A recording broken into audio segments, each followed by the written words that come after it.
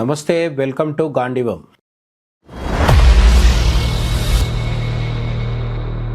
హెర్మోజ్ జలసంధి. ఈ హెర్మోజ్ జలసంధి అనేది చాలామంది ఈ మధ్యకాలంలో విరివిగా వాడేస్తున్నారు. ఇరాన్, ఇజ్రాయెల్, అమెరికా యుద్ధం మొదలైనప్పటి నుంచి స్ట్రైట్ ఆఫ్ హెర్మోజ్ అనేది అందరి నోట నానుతోంది. అసలు ఇదేంటి అని చెప్పే విషయం కనుక్కున్నప్పుడు చాలామందికి ఇప్పటికే కొంత అవగాహన కూడా వచ్చేసింది. ఇరాన్ని ఆనుకొని ఉన్న సముద్ర భాగంలో, ఇరాన్ తీరంలో ఉన్న సముద్రంలో ఒక ఇరుకైన జల మార్గాన్ని స్ట్రైట్ ఆఫ్ హెర్మోజ్ లేదా హెర్మోజ్ జలసంధి అంటారు.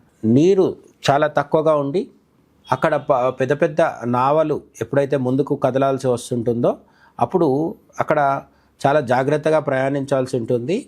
ఇప్పుడు ఈ హెర్మోజ్ జలసంధి పైన ఇరాన్ తన ఆధిపత్యాన్ని ప్రదర్శించే ప్రయత్నం చేస్తుంది. అటు నుంచి వెళ్ళే నావలకి కానీ, షిప్స్కి కానీ వీటన్నిటి మీద ఫీజు అంటే రుసుము చెల్లించి వెళ్ళాలి, మాకు డబ్బులు కట్టాలి అని చెప్పడం జరుగుతుందన్నమాట. చేయడం కరెక్ట్ కాదని చెప్పేవాళ్ళు, ఇరాన్కి ఏం హక్కు ఉందని వాదించేవాళ్ళు, లేదు ఇది అమెరికా చేసిన యుద్ధం వల్ల కలిగిన నష్టమని అమెరికాను తప్పుపట్టేవాళ్ళు, ఇలా చాలామంది చాలా రకాలుగా ఉన్నారు. అయితే స్ట్రైట్ ఆఫ్ హెర్మోజ్ గురించి ప్రస్తుతం జరుగుతున్న సంగతుల్ని పక్కకు పెడితే అసలు దీని చరిత్ర ఏంటి, హెర్మోజ్ జలసంధికి ఎక్కడో యూరోప్లో ఉన్న పోర్చుగల్ దేశానికి సంబంధం ఏంటి అనేది మనం ఇప్పుడు ఒకసారి చెక్ చేద్దాం. 1500 ఇయర్లో పోర్చుగీస్ నావికుడు ఒక ఆయన ఇక్కడికి వచ్చారు. అతని పేరు అఫోన్సో డి అల్బుకెర్కి.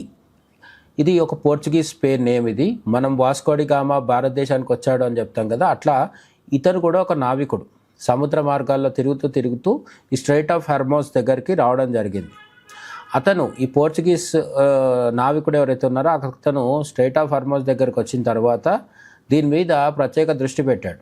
ఎందుకు అంటే భారతదేశానికి అరేబియాకి మధ్యలో ఉన్న ఈ స్ట్రైట్ ఆఫ్ హెర్మోజ్ ద్వారా సుగంధ ద్రవ్యాలు భారతదేశం నుంచి బయలుదేరి అరేబియా దేశాలకు, అరబ్ ఎడారి ప్రాంతంలో ఉన్న దేశాలకు వెళ్ళాలంటే ఆ నావలు కానీ, ఆ షిప్స్ ఏవైతే ఉంటాయో అవన్నీ ఈ స్ట్రైట్ ఆఫ్ హెర్మోజ్ గుండా వెళ్ళాల్సి ఉంటుందన్నమాట.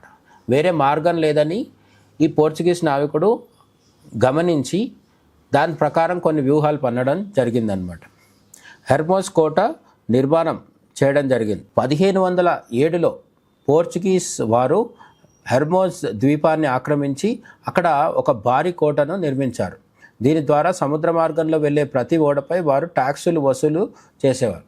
పోర్చుగీస్ వాళ్ళు వచ్చేసి హెర్మోజ్ దీవి అంటే ఆ హెర్మోజ్ జలసంధికి దగ్గరలో ఉన్న భూభాగంలో వీళ్ళు ఒక పెద్ద కోట నిర్మించి అక్కడ తమ సైన్యాన్ని మోహరించి అటు నుంచి వెళ్ళే నావలన్నిటికీ కూడా ట్యాక్సులు వేయడం మొదలుపెట్టారనమాట. ఇప్పుడు ఇరాన్ ఏదైతే పని చేస్తుందో అదే పని అప్పట్లో పోర్చుగీస్ వాళ్ళు చేయడం జరిగింది.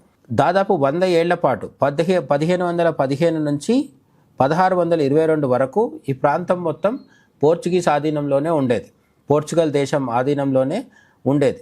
వారు చెప్పిందే అక్కడ చెల్లుబాటు అవుతూ వచ్చేదన్నమాట. నిజానికి ఈ స్ట్రైట్ ఆఫ్ హెర్మోజ్ అనేది ఆసియా ఖండానికి దగ్గరలో, ఇరాన్ సముద్ర తీరంలో, లేదంటే భారతదేశానికి కూడా దగ్గరలో ఉంది. కానీ భారతదేశాన్ని, ఇరాన్ని వీళ్ళెవరిని కాదని తమకున్న ఆయుధ సంపత్తి, తమకున్న సైనిక బలంతో పోర్చుగీస్ ఆక్రమించి, ఎలాగైతే బ్రిటిష్ వాళ్ళు భారతదేశాన్ని ఆక్రమించారో అట్లా ఈ స్ట్రైట్ ఆఫ్ హెర్మోజ్ని పోర్చుగల్ దేశం అనేది ఆక్రమించుకొని అక్కడి నుంచి వెళ్ళి వచ్చిపోయే నావలన్నిటికీ, షిప్స్ అన్నిటికీ కూడా ట్యాక్స్ వేయడం మొదలుపెట్టింది. ఇలా ఒక 100 సంవత్సరాలు గడిచింది అని మనకు చరిత్ర చెప్తోందనమాట. ఈ పోర్చుగల్ వాళ్ళు చేస్తున్న ట్యాక్సులు వేయడం వల్ల స్థానిక రాజులకి చాలా ఇబ్బంది అయ్యేది. అంటే స్ట్రైట్ ఆఫ్ హెర్మోజ్ చుట్టుపక్కల ఉండే చిన్న చిన్న రాజ్యాల యొక్క రాజులకు చాలా ఇబ్బంది అయ్యేది. కానీ పోర్చుగల్ అనే దేశానికి ఉన్న ఆర్థిక సైనిక శక్తిని చూసి భయపడి ఈ నిస్సహాయతతో వాళ్ళు ఏం చేయలేక ఊరుకునేవాళ్ళు, అలాగే భరించేవాళ్ళు అనమాట. ముఖ్యంగా పోర్చుగల్ వాళ్ళకి నావికాదళం, నేవీ చాలా బలంగా ఉండేది.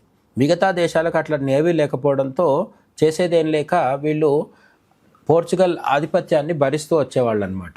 ఇరాన్, ఇప్పుడు మనం ఇరాన్ అంటున్న దేశం ఏదైతే ఉందో అప్పుడు పర్షియా అనమాట.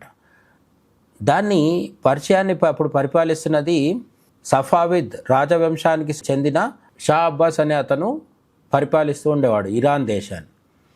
తమ ప్రాంతంలో పరాయి దేశస్తుల పెత్తనం అతనికి నచ్చలేదు. కానీ వారికి సొంతంగా బలమైన నావికా దళం లేదు. ఇరాన్ దేశానికి కూడా, అంటే అప్పుడు పర్షియా అనేవాళ్ళు ఆ దేశానికి కూడా నావికా దళం లేకపోవడంతో నీళ్లల్లో, సముద్ర తీరంలో, సముద్రం మీద పోర్చుగీస్ వాళ్ళతో యుద్ధం చేసి గెలవడం అనేది అసాధ్యంగా మారిపోయిందనమాట. కానీ 1622లో బ్రిటిష్ వారి షిప్పులు పర్షియా మీద పదాతి దళం కలిసి హెర్మోజ్ కోటపై దాడి చేశాయి. ఈ యుద్ధంలో పోర్చుగీస్ వారు ఘోరంగా ఓడిపోయారు.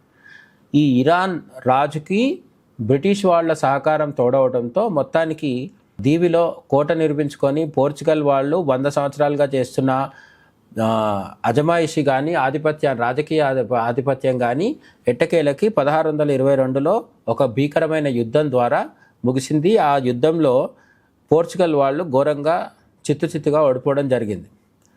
పోర్చుగీస్ యుద్ధం ముగిసిన తర్వాత హెర్మోజ్ కోట పడిపోవడంతో గల్ఫ్ ప్రాంతంలో పోర్చుగీస్ వారి ఆధిపత్యం శాశ్వతంగా అంతమైపోయింది.